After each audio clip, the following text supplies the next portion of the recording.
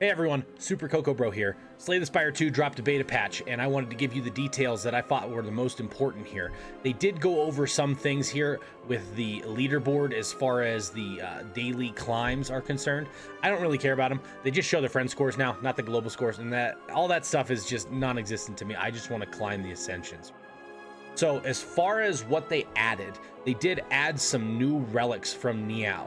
So you have 3 different ones, which is Niao's bones. Upon pickup, gain 2 random Niao relics. Add 1 random curse to your deck. That could be really great if the curse sucks. It's an easy one, like an ethereal one that just kind of goes away once it's used. And now we have the file holster. Upon pickup, gain 1 potion slot and procure 2 random potions. So now you can have 3 slots if you've already cut your slots for potions down to 2, and you get 2 random potions, which is decent. Then the winged boots, you may ignore paths when choosing the next rooms to travel up to 3 times. And that was one that was obviously in Slay the Spire, but they added back into here.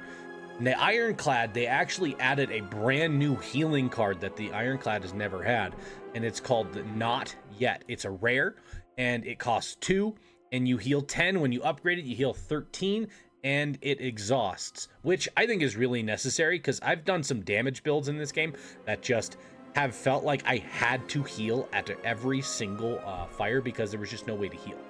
And they got rid of grapple. Grapple was never really being used, and they changed Colossus. Instead of being rare, it's decreased down to an uncommon, and the uncommon is, I think it's a necessary thing.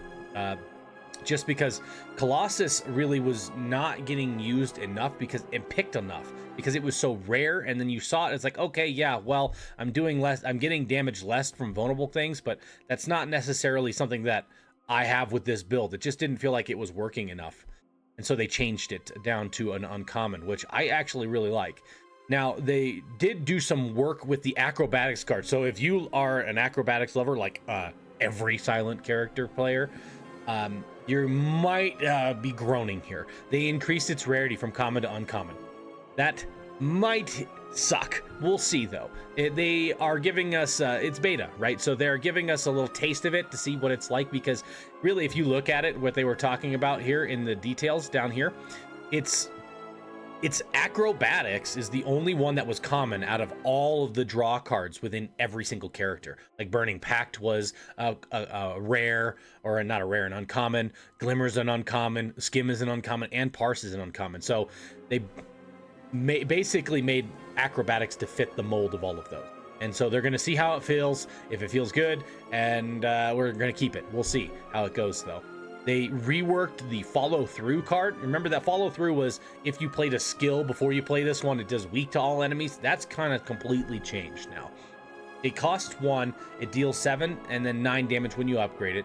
And if you have 5 or more other cards in your hands, it hits an additional time, which we'll see how that goes. It's more damage. I think it could go well.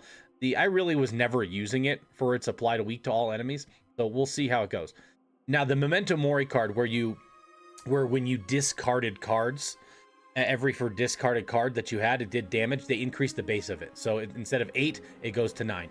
Now, I mean, it's not much, but hey, it's a better card to use now. And I'm really liking what they did with the Speedster. Like, the Speedster, they really nerfed it really hard. It was from 1 to 2 instead of 2 to 3. And so they buffed it back up to 2. It's just base 2. And instead of the damage being upgraded when you upgrade it, it gains an 8. And I actually think that's so much stronger than getting damage from 2 to 3, meaning you can immediately get it off first turn. I really like they did that. And so that's basically about it for as far as what they've added to cards wise to the characters here.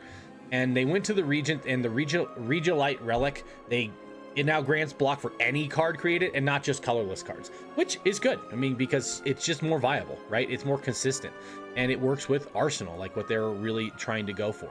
Works with Arsenal. So that's everything they did for the characters. And now they did do some changes to the enemies here. They got rid of the tunneling twosome fight from the Hive. That's just totally gone. And they nerfed Living Fog. It no longer increases the amount of bombs that it actually summons, because if that fight was lengthy, it really started to get bothersome, because there's bomb, and you're just screwed at that point.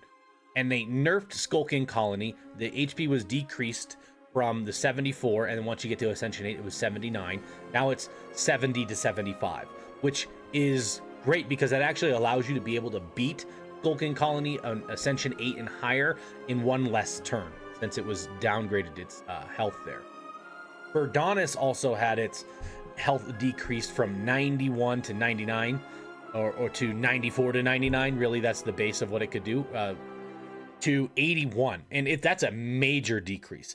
And their whole thought process was, maybe we want to make Act 1 a little bit easier and then start buffing Act 3 a little bit harder, because really the consensus with the community has been Act 1 has been too hard, and Act 3 kind of feels like, let's just get through it to the boss and see if I can win, and my deck is already ready, I know I can win.